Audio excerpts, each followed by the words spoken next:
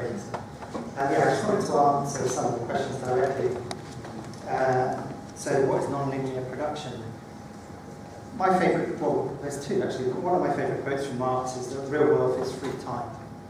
So the thing we need to do is actually stop producing. And spending time with family or loved ones or other human beings doesn't create any carbon. You don't have to extract, you don't have to frack anything. Just sit around and enjoy some lentils and some rice. It's really low production levels. But we, as humans, will always have some impact on the environment. So you minimise that by just making sure that these processes are everything. Everything that is waste becomes the raw material of the next cycle. And something like aluminium, it can't go on forever because basically what you're actually dealing with is second law of thermodynamics, where there's a law towards entropy. So we take natural things which have developed complexity over hundreds of millions of years, like coal and plant life, and we reduce it down to this sort of broken material, this waste material that's pretty much useless. But in the end, if we create some very many tons of aluminium that's unusable and bury it in a cave, it isn't going to destroy the planet. In the end, that might give us 500 million years of doing that before we come up against a crisis in a linear way. But, because the sun, the Earth going around the sun is pretty much, it's not entirely non-linear. We'll end up going into the sun anyway. So it's about delay rather than perfection. It's optimistic for the person who's worrying about it. So yeah, what we're talking about is a path dependency. The capitalist system is deeply entrenched. What we're going to witness, we personally might not be around, but very soon, is the solution. There's a sort of logic within nature. Well, the capitalist system exists long enough to completely break the natural systems, and we don't know. But the only species on the planet who can have an influence on that is the human species. So one of the things about ecologists who don't like humans or think there's too many humans, it's actually only human beings who can prevent cataclysmic breakdown in natural systems. So it's good that we're here, it's good that we're thinking about it. Capitalism can't exist without human beings. It isn't self-regenerating, it is activated. Capitalism without human beings is like the human body without bacteria, it just wouldn't function. So looking at the systems of coercion, of imperialism, and resisting it in every form. And one thing I want to think about is sort of capitalism is a great wrecking ball, and it's destroying connections, interconnections between people, between societies, between us and nature. So everything and anything we do to rebuild connections is a resistance against capitalism. So it doesn't have to be a traditional strike, although that might be the most effective. But our daily lives of connecting with others, of supporting others, of building resilience in our communities, building solidarity in our workplaces is all extremely valuable. And it all limits the space in which capitalism has to grow into, because capitalism has to constantly grow. And circular economy, it's true that people working within capitalism actually get things right a lot of the time. There's some really smart people.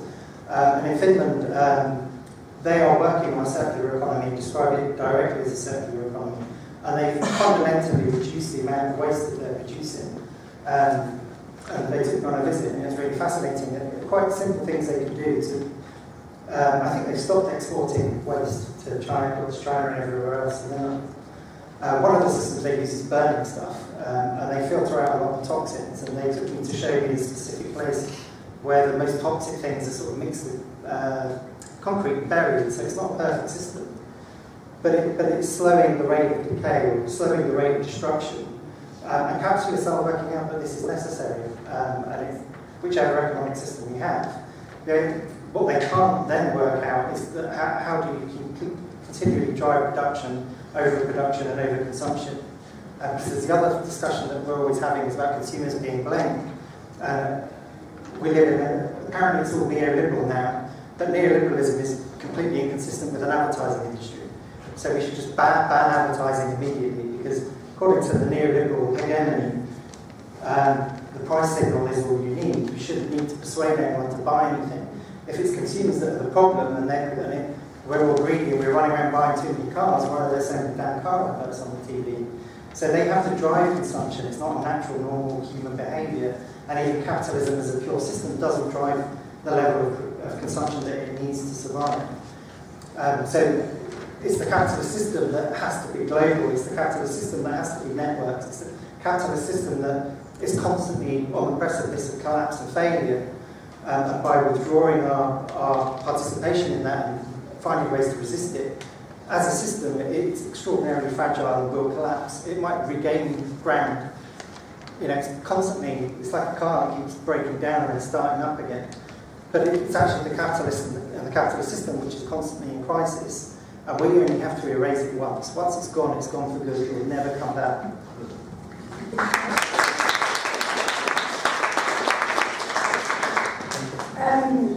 Yeah, so the limits of, the limits of democracy within the current system. I guess it wasn't clear enough, I think, perhaps in my piece, that capitalism is a huge limitation on our democracy. And that was kind of like part of the argument that I was trying to build, is that like within the capitalist framework, we don't really have democracy. We don't have a genuine democracy. And like capitalism creates like a huge limitation on democracy.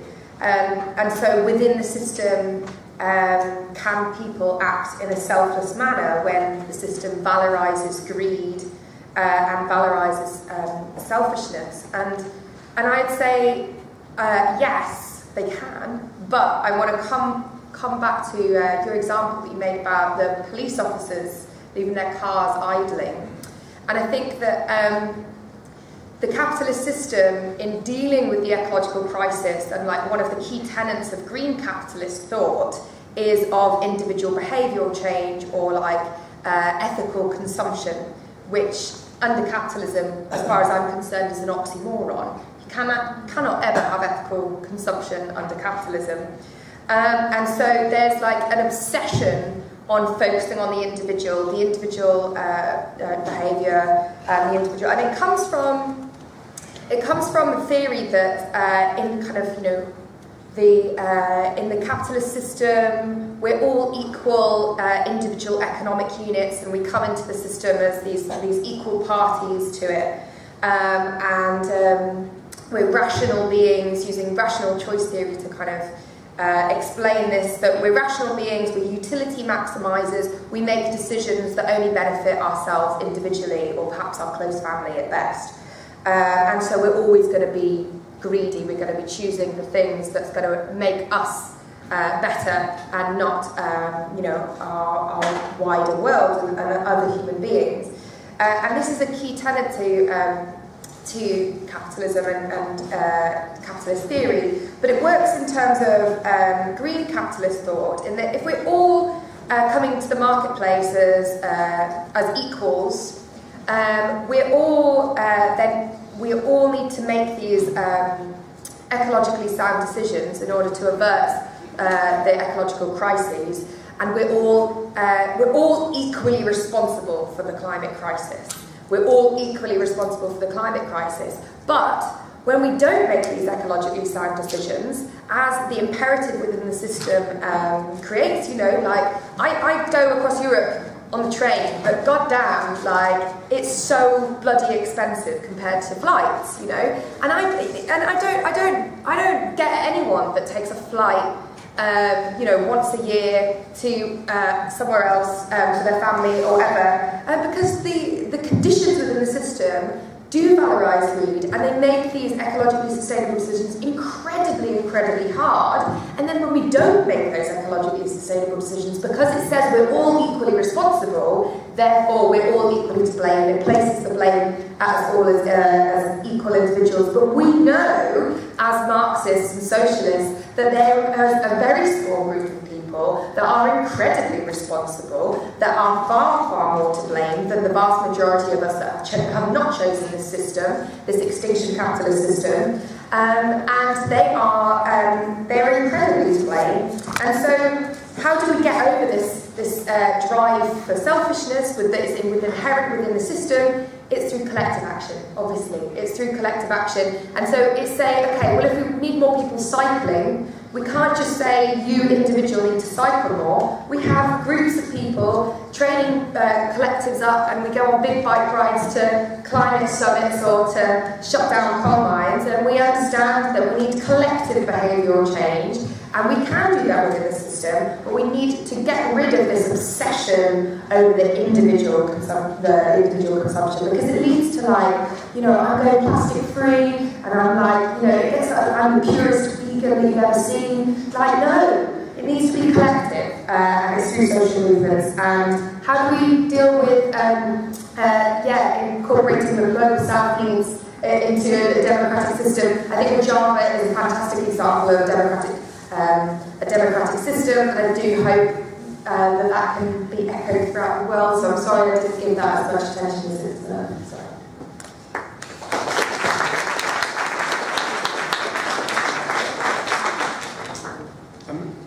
I don't have very much to add to any of that. I think the only thing I would add is, or reiterate, is one of the things that the capitalist system does is it brings us into connection with each other. So of course we need to learn from indigenous wisdom, because we're in the same system. And I think this is the crucial point, is that we don't live in different times, we live in the same time, and we're brought into relationship with each other by this. And so it is in that sense, I think that, you know, if we talk about Marxism, we talk about it in the sense that collectively, as human beings living in the capitalist system, we're trying to understand this system that has been built by humans. As human beings, we want to dismantle. It's been built by a small number of human beings that has implicated all of us in it, and we want to smash it, and we want to destroy it. And again, the people who run the world try to divide us, while simultaneously uniting us in these profoundly violent and perverse ways. Listening on the radio to somebody being interviewed about the recent uprising, we talk about insurgent movements. The insurgent movement in Iraq is unbelievably inspiring and exciting at the moment. And listening to the way that was presented, they were saying, "Oh, but what about the sectarian element of this?" And so, well, okay, the majority of the young people involved are Shia, as it happens, but they are protesting against the Shia militia who have been put in there by Iran as a result of the US